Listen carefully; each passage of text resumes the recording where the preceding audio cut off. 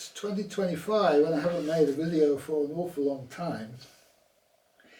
And that's well because the world's been going through many changes, and well, it seems that today is the start of a new year, the 7th day, if you like, of the year 2025. And just before 2025 turned over, I found this book. I found out about this book, and it's actually this is a paperback version. The hard copy version, it actually has the word CIA in the title, but for some reason on this on the paperback version, which is one that you see in all the shops, I suppose, this wording has been taken out of the title. And I'm not 100% sure what the book is about, but it's certainly about the case of Charles Manson and the Manson murders, which were the biggest sign that was made at the end of the 1960s. And I'm going to tell you a little bit about that now. I'll just take 5.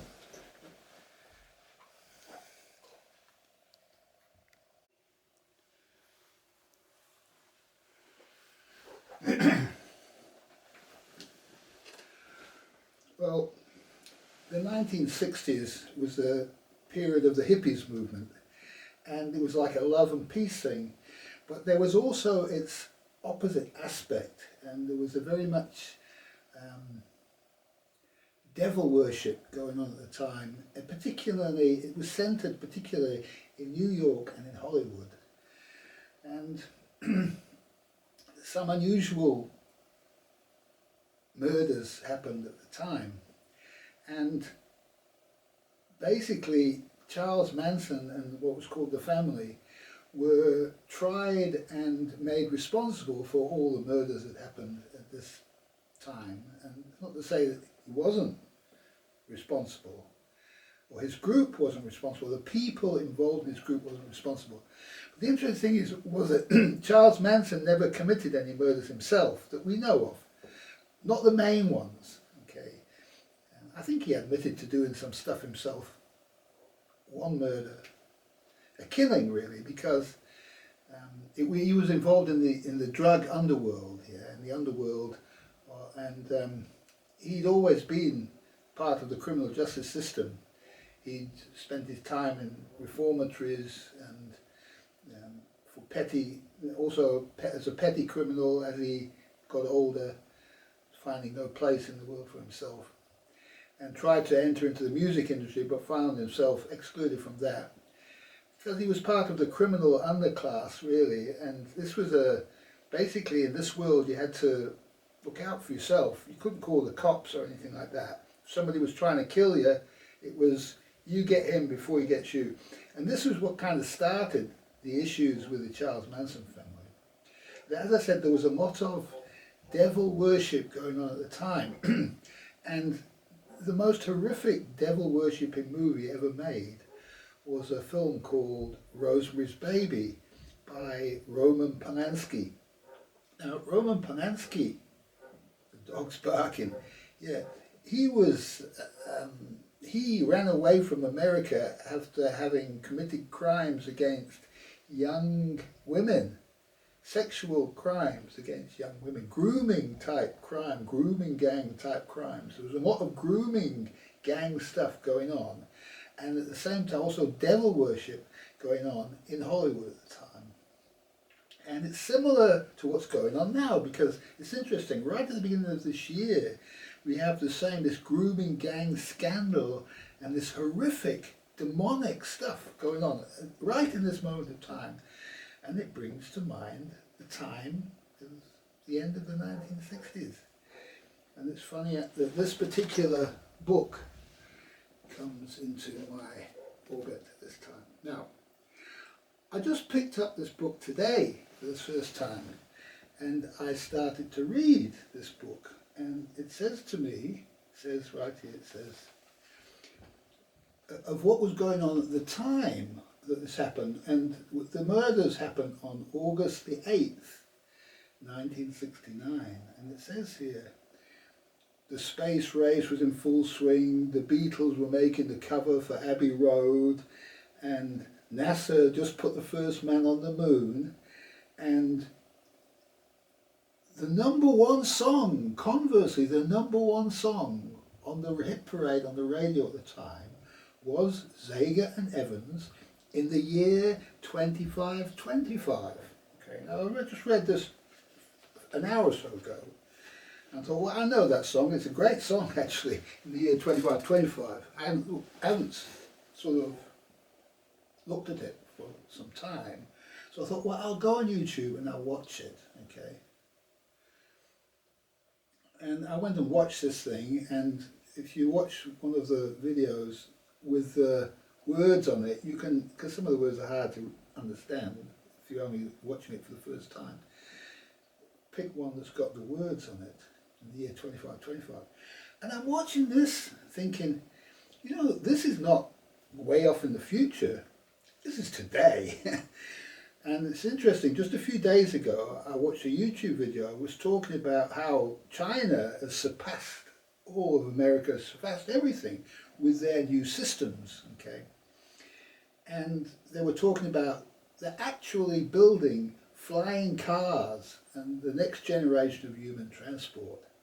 And one of these human transport systems was like a board that you stand on with a joystick, and instead of walking around the city getting good exercise, the machine is just taking you a kind of walking pace, or faster than walking pace, or whatever pace, up to I suppose about 15 kilometers an hour, something like this. This platform machine is taking you around the city. And I thought, you know, this isn't like way in the future, this is now, it's coming in the next 50 years or so, you know, we're going to change the whole world, right? And so then I watched this Zager and Evans song in the year 2525, and I thought, you know, this doesn't necessarily mean the 25th century.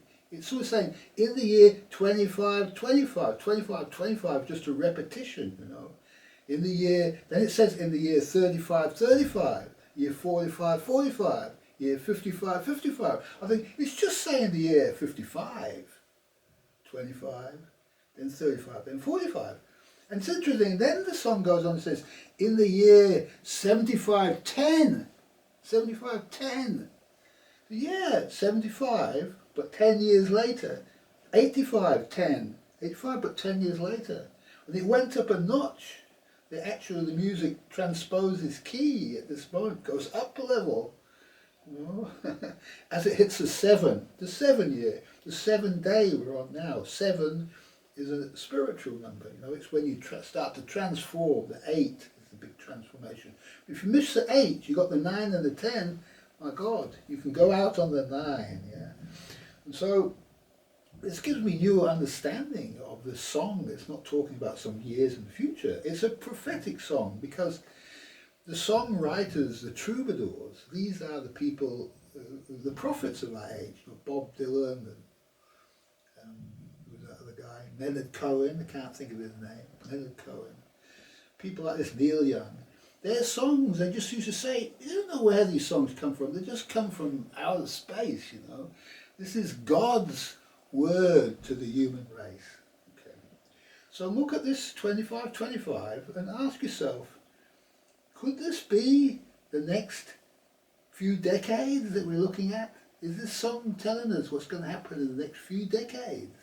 Not in the very, very far future, which people, when they heard this song in 1969, thought, oh, this is way, way in the future. It seemed that way then, you know, although there was a sign of it, the space race and so on that started. So, it's interesting. Look at the song, okay? I'll take 5 and then we'll come back on some other subject.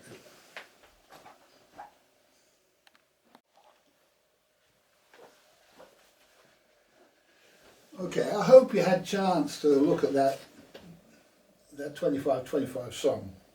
Come back to this video and, you know, have a look at it, and then we'll continue a little bit.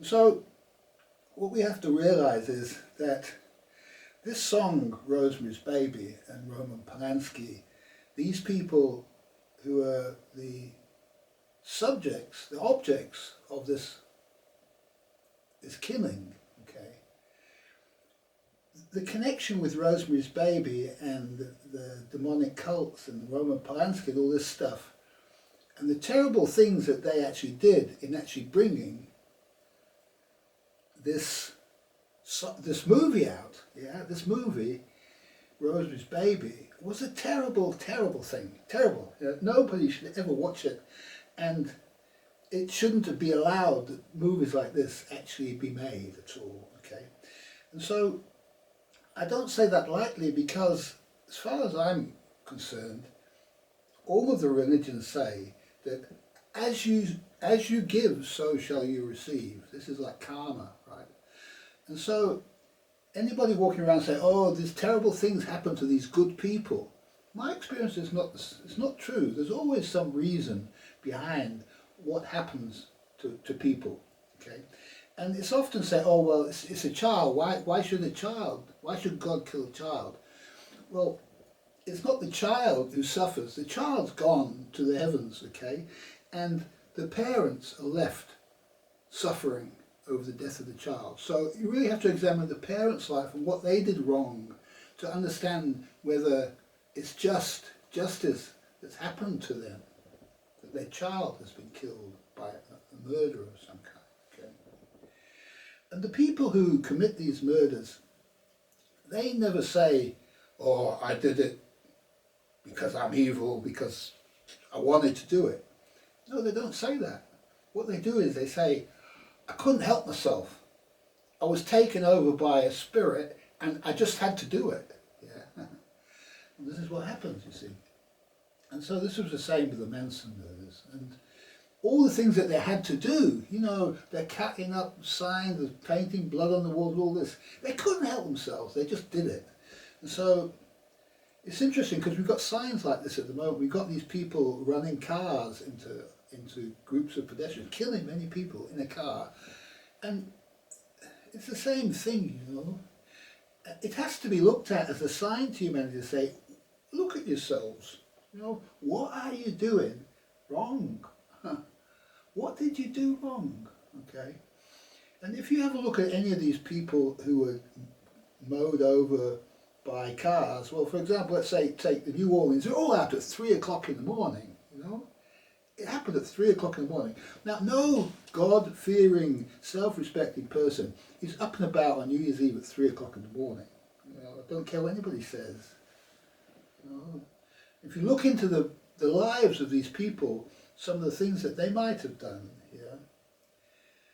Now, I'm not saying that this is science, that I can prove this.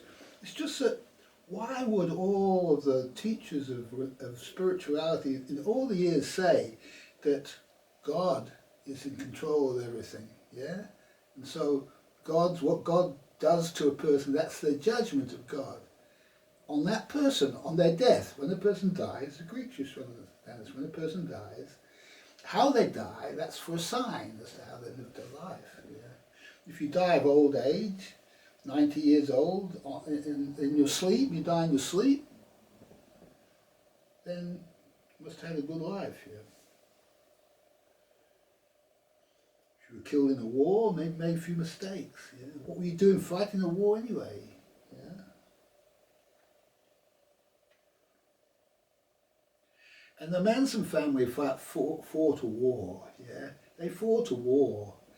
And you're not supposed to fight wars, you're supposed to stay away from the dark side. And they didn't. They ended up in some drug deal that gone wrong. And it probably wasn't Charles Manson's drug deal, it was probably this other guy who did the killings, I can't remember his name, probably the devil himself. And Charles Manson was trying to somehow lead his group through this problem with the drugs, you know, the underworld. They wanted to kill them. They were all going to get murdered in the end if they didn't do something. And so one thing led to another. And of course, we're all just actors acting out in this play. The play is happening. You know, our job is to look at the play and say, oh yeah, I see where these people went wrong. I'm not going to make that mistake. And so hopefully we live to an old age with a white beard and make a few mistakes when we're younger, but then learn our lessons, and as we get older we start to behave ourselves a little bit better. Okay. Now, Rosemary's Baby. If you look at all the reporting about this, I don't know whether it's going to mention it here. I doubt it. The books that have been written about Charles Manson, the Wikipedia entry for Charles Manson and the family, everything that's ever been written about Charles Manson and the family, there is not a single word about the film Rosemary's Baby and how horrific that was. Nobody is bringing that up. Everybody says, oh, poor Sharon Tate, blah, blah. She played the part of Rosemary's Baby in this film. Maybe Roman Polanski forced her to do it, you know, because ladies have to obey their husbands, yeah? And if Charles Manson said to him, do it, do it, do it, they're going to do it in the same way. Going to be act this part out, the devil, the mother of the devil himself. And in the same way as that these ladies, these young ladies who did these horrific murders of Sharon Tate, they also were led to this by this other man who said, do it, do this, do that, you know. And so one has to look at some of these issues. We live in a time now that's very similar. No, they were called Charles Manson and his group like a grooming gang. That's what they would have called Charles Manson, a grooming gang. Because there was him, just one or two guys, and a lot of ladies. And there was a lot of sex going on. And Charles Manson says, well, I was just getting my thing. It was the 1960s. It was free love and all that. I was just getting my bit of it, yeah. But the powers that be was, no, this is a grooming gang. This is these women are all what's the word? These women are all victims of these men. But God's running everything. You know? If everything that happens to a person is justice, and if you're going to go down the dark side, well, you're going to have to go down the dark side as far as you want to go. Well, these ladies are on the downward journey, right? And so we can't, unless they're young, unless they're younger than 16. 16 is the age at which God says, now you're your own responsibility. Whatever happens to you now is about you. But if you're under 16, whatever happens to you is not about you, it's about the sins of your parents, the crimes of your parents. And so it's important to understand that people under 16 need to be protected, first of all by their parents, if their parents aren't protecting them, if their parents are committing crimes against them, then by whoever else God sends to protect them. Yeah.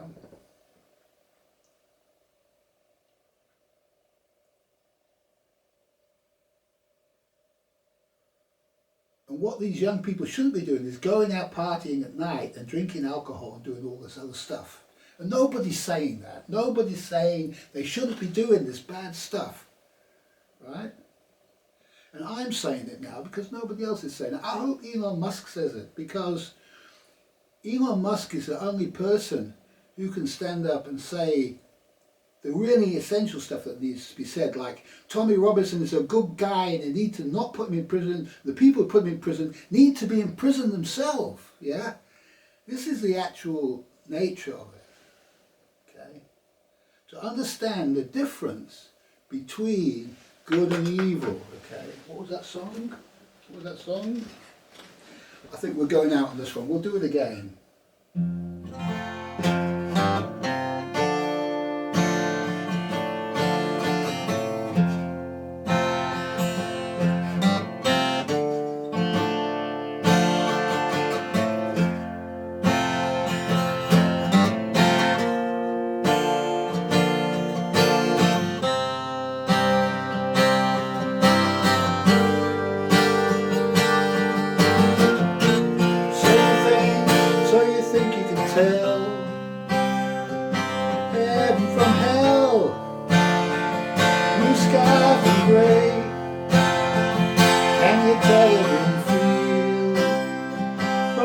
words do you wail? The star for the sun.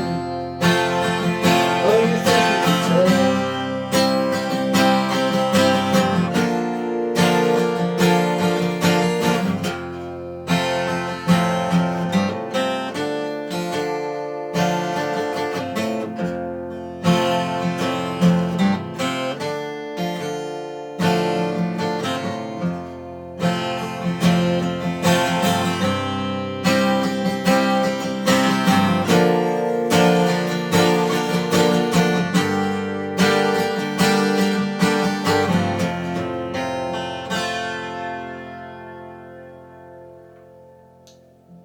Thanks for watching, and I hope you all can tell.